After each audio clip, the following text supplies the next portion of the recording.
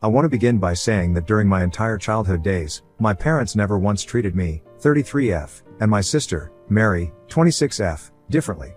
Despite the significant age gap between us, they were always consistent in their love, care, and attention toward both of us. From what I can remember, there wasn't any favoritism or special treatment whatsoever. While me and Mary were not exactly each other's best friends, we got along just fine. Being the oldest sibling, I never really fought with her much and just let her do whatever she wanted. I am mentioning all this beforehand to give an idea about my family dynamics because what I am about to write next is something that completely blindsided me. You see, just 2 years ago, my sister got married in this beautiful, grand ceremony that my parents generously paid for. It was everything she had dreamed of, and she tied the knot with her college sweetheart, Jack. They had been together for years, and it seemed like a natural progression for them to finally get married. Watching them exchange vows was such a heartwarming experience for us. They looked so in love, and from the outside, everything about their relationship seemed perfect. Everyone, including myself, was thrilled to see them take this step in life. I was genuinely happy for her because it felt like she had finally got everything she wanted. After the wedding, like many newlyweds, they wanted to start a family. I knew they had been trying for quite some time to get pregnant but had faced some challenges. It was hard watching her go through that, especially knowing how much she wanted to become a mother. But then, just a few months ago, everything changed. She tested positive and found out she was pregnant. My sister and Jack were over the moon. It was the news they had been longing to hear for what felt like ages. I remember feeling so elated for them because I knew how badly they wanted this. It felt like their lives were finally falling into place. As for me, I've been married to my husband, Cleo, for the past 6 years, and we have a young son together. Motherhood has been such an incredible journey for me, and I was beyond excited that my sister was finally going to experience it too. She has always been a loving and attentive aunt to my son, and I know she's going to be a wonderful mother. I looked forward to the idea of our kids growing up together, becoming best friends, and sharing a bond better than what we had growing up. I envisioned family gatherings where they'd be inseparable, and I felt this would bring my sister and me even closer, as we navigated parenthood side by side. Everything seemed perfect, and I truly believed we were on the brink of a new, exciting chapter in both of our lives. That's why I was completely taken aback when one day Mary called me to tell me that one of her ex-boyfriends from high school, David, had reached out to her after all these years. She seemed amused by the situation, laughing as she explained that he had somehow found out about her pregnancy and had congratulated her. As they got to talking, they ended up reconnecting. Right away, hearing David's name made me uneasy. My mind flashed back to the past. I remembered David all too well from our high school days, and I had never liked him. In fact, from what I could recall, he was nothing but trouble. He was always pulling some prank or another, often landing himself in hot water with the school authorities. He got suspended more times than I could count, and his reputation was far from good. What made matters worse was the history he had with Mary. I vividly remembered how David had cheated on her, and not just with anyone, it was with one of her closest friends. That betrayal had crushed Mary back then. She had spent several nights crying. She had been devastated, and it took her a long time to move on from the pain he caused. With all of that in mind, I immediately told her my thoughts. I reminded her of everything he had put her through. I made it clear that I thought he was bad news, just as he had been back in high school. I firmly believed that after so many years, there was no good reason for her to entertain him now, especially given their history. But to my surprise, Mary didn't seem concerned. In fact, she quickly brushed off my worries as if they didn't matter. She told me that all of that had happened years ago and assured me that David had grown up since then. According to her, he had become a responsible and mature person.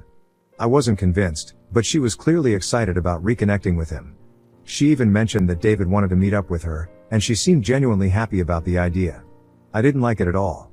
Deep down, I wished she wouldn't go through with meeting him, but at the same time, I realized that there was only so much I could say. So, I decided to keep my mouth shut and hope that everything would be okay. Mary met with David as planned and seemed to have a wonderful time. She called me the next week, bubbling with excitement, to share every detail about their meetup. She couldn't stop gushing over how handsome David looked and how much he had changed physically.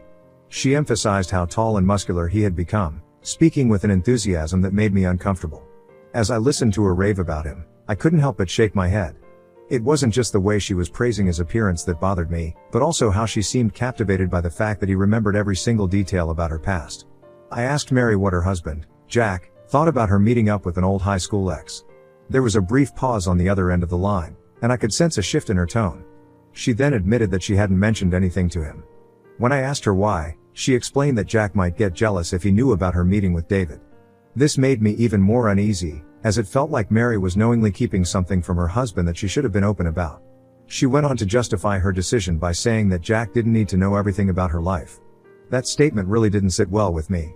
While I understand that every marriage has its boundaries and personal space, keeping something like this, meeting up with an ex, especially one with such a complicated history, from her husband seemed wrong.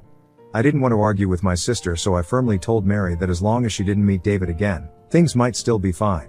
I hoped she would realize that continuing to see him wasn't a good idea, especially if she planned on hiding it from Jack. But to my surprise, Mary confessed that she had already made plans to meet David for lunch the very next day. She didn't seem remorseful at all about it. In fact, she tried to justify it by saying she was simply enjoying reconnecting with a familiar face from her past, and that it wasn't a big deal. Over the next 2 months, Mary continued to secretly meet up with David, all while still being pregnant with Jack's child. I found it incredibly troubling that Jack remained completely unaware of what was going on behind his back. Every now and then, Mary would update me about her meetings with David, and it became clear to me that she was getting more and more involved with him than she should have been. There was a shift in the way she talked about him. It wasn't just casual anymore, it felt like something more intimate, more emotionally connected. I could sense that she was slowly crossing a line, and it worried me deeply. I brought the issue up with my husband, Cleo, because I didn't know what to do. I wanted to make sure I wasn't overreacting, but I also needed advice. Cleo listened patiently, and while he didn't approve of what Mary was doing, he felt strongly that we shouldn't interfere in her marriage. I begrudgingly agreed with him, but that nagging feeling of unease stuck with me. Something about the situation didn't sit right in my gut, and I couldn't just ignore it. Then, one evening, I was out with some friends, enjoying a casual night out, when I walked into a restaurant and spotted Mary sitting with David. They were tucked away in a corner booth, almost hidden from plain view. At first, I didn't want to believe it was them, but as I got closer, there was no mistaking it. My heart sank as I watched my sister, completely unaware of my presence, sitting there with David. They were playing with each other's fingers, smiling, blushing, and locking eyes in a way that made them look like they were lovers, not old friends catching up. I was furious. The sight of them together like that made my blood boil. Every instinct in me wanted to march over to that table and confront Mary right then and there. I felt so angry, not just for Jack, but for the way she was handling the whole situation. But as much as I wanted to, I realized that confronting her in public, in front of everyone, would cause a scene and probably embarrass her. It wasn't the right place or time for that. So instead, I made a quick decision. I quietly took out my phone and snapped a few pictures and videos of Mary and David together. I needed undeniable proof if I was going to confront her about this later. Without solid evidence, I knew she might try to brush it off or downplay the situation, but what I saw was too clear to ignore. After getting the proof, I went to sit with my friends in the opposite corner of the restaurant, trying to act normal while I processed what I had just witnessed. Inside, I felt torn apart. I couldn't stop thinking about Jack, how clueless he was, how much he trusted Mary, the mother of his unborn kid, and how this betrayal would hurt him. That night, I tried to reach out to Mary multiple times, hoping to confront her, but she wasn't answering any of my calls. I was growing more anxious by the minute, so I decided to call Jack to check in on her. When I asked him where Mary was, he casually told me that she was having a girls' night out and spending the night with one of her best friends. I felt an overwhelming sense of guilt and anger because I knew very well that she was most likely with David. I gently pressed him, asking if he was certain that Mary was with her friend, but he just laughed, completely unsuspecting. He said, "Why wouldn't she be?" Jack had no reason to doubt her, and it hurt to see how blind he was to the situation. I felt awful for him, knowing the truth but not being able to share it, at least, not yet. I knew I couldn't just drop that kind of bombshell on him without first speaking to Mary directly. I needed to hear her side and get to the bottom of what was happening before making any drastic moves. The next day, Mary finally called me back, unaware that I knew everything. She sounded normal, even cheerful, as if nothing was wrong. I decided to test the waters by asking her what she had been up to the previous evening. Without hesitation, she started to lie, telling me she was out with her best friend, having cocktails. I could barely contain my frustration as I listened to her fabricate a story, pretending as though everything was fine. I scoffed and bluntly told her to stop lying to me. I didn't beat around the bush. I told her that I had seen her with David at the restaurant last evening. There was a pause on the other end of the line, and I could hear her breathing heavily. Mary didn't try to deny it, and she went quiet, probably realizing that she was caught and there was no point in pretending anymore. I took a deep breath and told her that she needed to stop what she was doing and think about the consequences, especially for her unborn child. I reminded her that she wasn't just hurting Jack by doing this, but she was jeopardizing her entire family's future. I was firm in telling her that whatever was going on with David needed to end immediately. I could tell she was rattled by my words, but whether she was truly remorseful or just caught off guard, I wasn't sure yet. All I knew was that I couldn't let her continue this affair in secret, and it was up to her now to decide whether she was going to make things right or let everything fall apart. However, Mary became defensive and angry. Her voice grew sharp as she told me that I had no right to lecture her about her life. She insisted that she had certain needs and cravings during her pregnancy which only David could fulfill. Hearing those words made me want to puke. She continued to assure me that she knew exactly what she was doing, and that I didn't understand the complexities of her marriage. According to her, David was saving her from what she described as a boring and unfulfilling life. Hearing her say that was shocking. Up until David had reappeared in her life, Mary had never once expressed any dissatisfaction in her marriage. However, suddenly she had so many complaints. It felt like she was just trying to justify the cheating in her head by coming up with random things. I argued back, reminding her that she had always spoken highly of Jack, how loyal, considerate, and kind he was. Jack had been nothing but supportive and loving throughout their marriage, and if she had concerns or felt unhappy, she should talk to her husband directly rather than betray him. Cheating wasn't the answer. But instead of listening, Mary raised her voice, saying that David understood her in a way Jack never could and that she had already crafted a plan for her future. Her tone sent chills down my spine, so I asked her straight out what she meant by that. I feared the worst, and unfortunately, my fears were confirmed. Without hesitation, Mary confessed that she wasn't planning on leaving Jack until after the baby was born. She explained coldly that this timing was deliberate as she didn't want to be blamed for the divorce if she tried to leave her husband while still pregnant. She also wanted to ensure that she would receive child support, and that she would be entitled to a significant amount of alimony. I froze when I heard this. She was planning to manipulate the situation to her advantage, using the birth of her child as leverage to get financial security. I shook my head and told her straight out that she sounded like a crazy person. This wasn't the Mary that first knew. It was like I was talking to someone I didn't even recognize. I reminded her again of how loyal Jack had been to her throughout their relationship, how he stood by her through thick and thin, even during the tough times. But Mary continued to argue that although she loved Jack, it wasn't in a romantic way anymore and that their relationship had grown old and stale. She said she needed to feel something exciting again, and that's what David gave her. He made her feel alive in a way Jack no longer did. I was furious, but more than that, I was heartbroken. Mary's plan was plain cruel, and I told her as much. I warned her that treating Jack, her husband, so coldly while she plotted to leave him was beyond unfair. But she just scoffed at me, shrugging off everything I said, and told me that as her sister I just needed to support her. Over the next few weeks, Mary continued to see David despite our conversation. She would regularly lie to Jack, telling him that she was spending time with me or staying at a friend's house. She even started asking me to cover for her if Jack ever called to check in. I was growing tired of her recklessness. Each time she dragged me into her web of lies, I felt more and more conflicted. I wanted to support my sister, but how could I, when what she was doing was so wrong? Her behavior wasn't just hurting her marriage, it was putting me in a terrible position too. I didn't want to be an accomplice to her deceit. Then, out of the blue, Mary announced that she had planned a baby shower to celebrate her baby's upcoming arrival. I almost couldn't believe her audacity. How could a woman who was having an ongoing affair with another man, while pregnant with her husband's baby, think about throwing a baby shower and act like nothing was wrong? When I arrived at the baby shower, I was struck by how normal everything seemed on the surface. Mary and Jack appeared happy, and if you didn't know the truth, you'd think they were just a regular, loving couple about to welcome their first child into the world.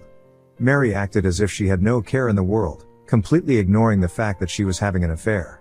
The sight of her and Jack cutting a cake together to reveal the gender of their baby, a boy, was bittersweet. I felt a rush of happiness, knowing I was going to be an aunt, but at the same time, I was burdened by the guilt of what I knew.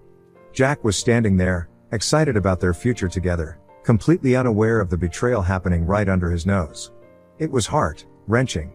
Then, in the middle of the shower, I noticed Mary excusing herself to take a phone call. She disappeared into the other room, and when she returned, she casually told me that it had been David on the phone. He had called because he missed her, and she was already making plans to see him that night. I could barely believe what I was hearing. Right there, during her own baby shower, she was thinking about spending the night with another man. And, as usual, she intended to lie to Jack, saying she was staying at her friend's house when she was really going to be with David. I couldn't hold back any longer.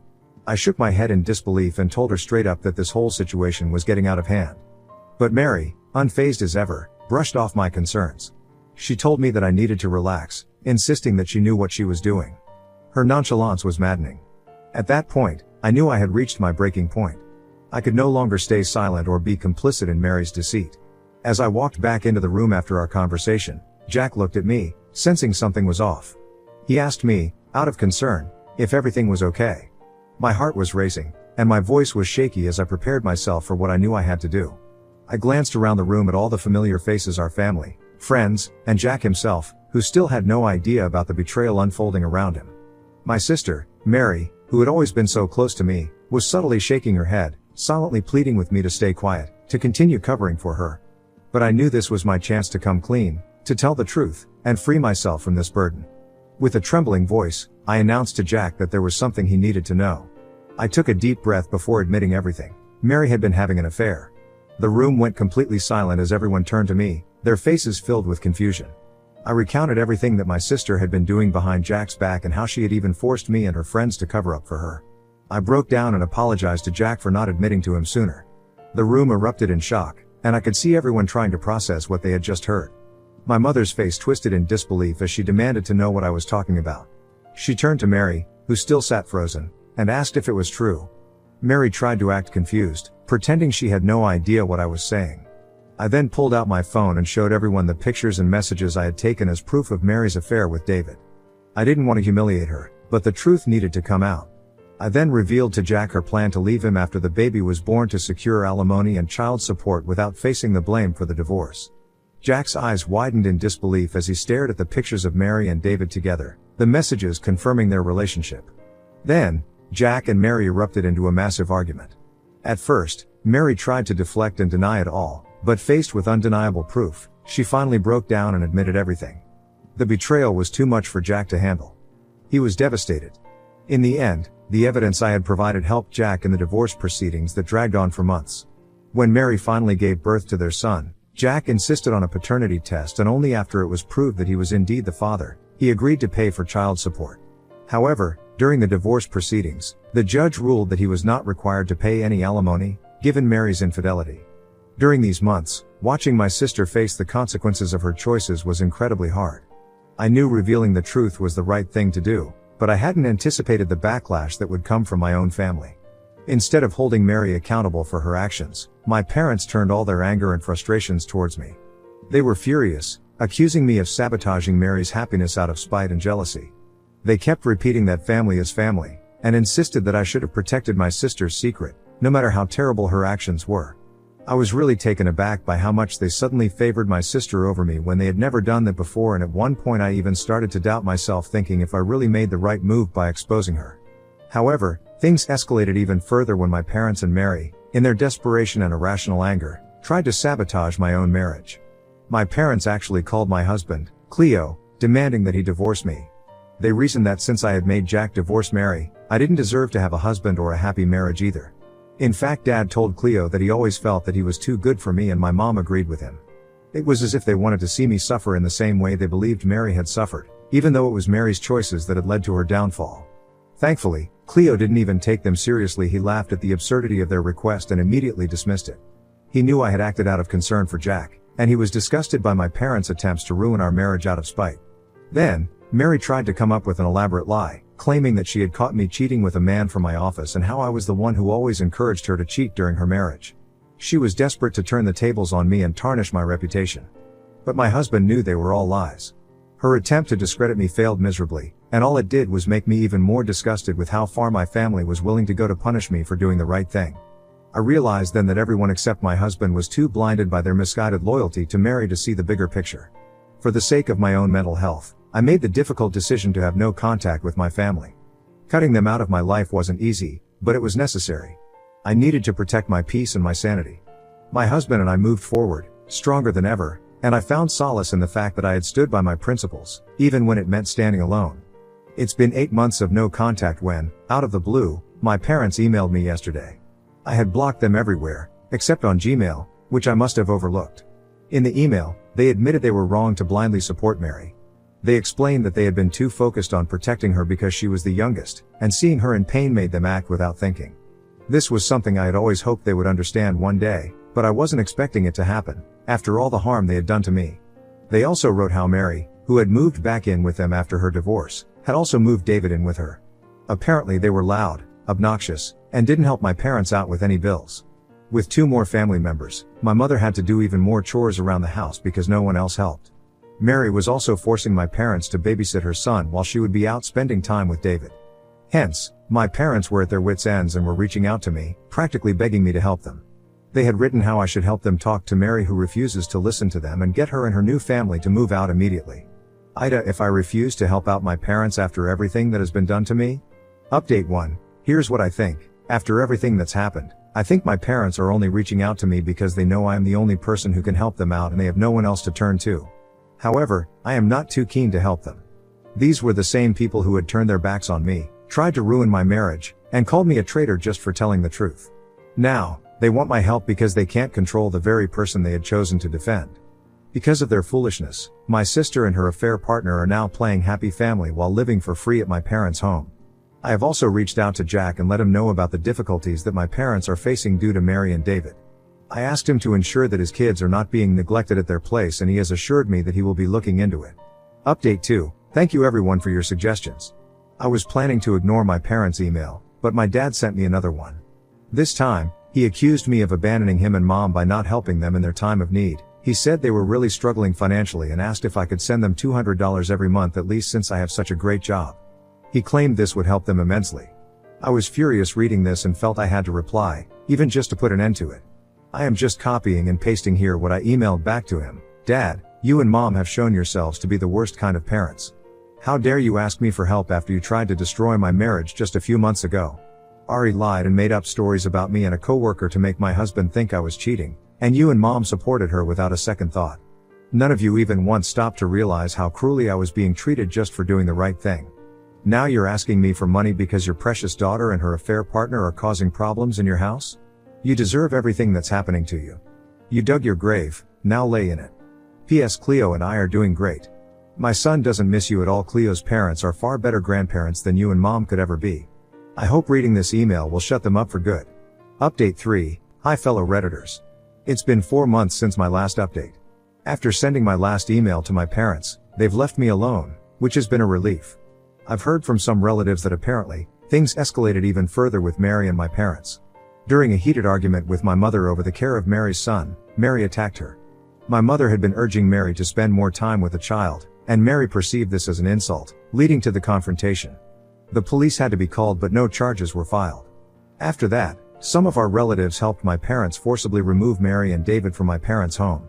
Hearing about these events, I feel a sense of relief and validation. I'm glad I'm no longer a part of all that drama. My parents are clearly dealing with the consequences of their choices. While it's sad that things have ended up this way, I've learned how to prioritize my own well-being and happiness. Currently, my husband and I are planning on taking a vacation to unwind and enjoy some quality time together, since we haven't had a chance to do that for a while.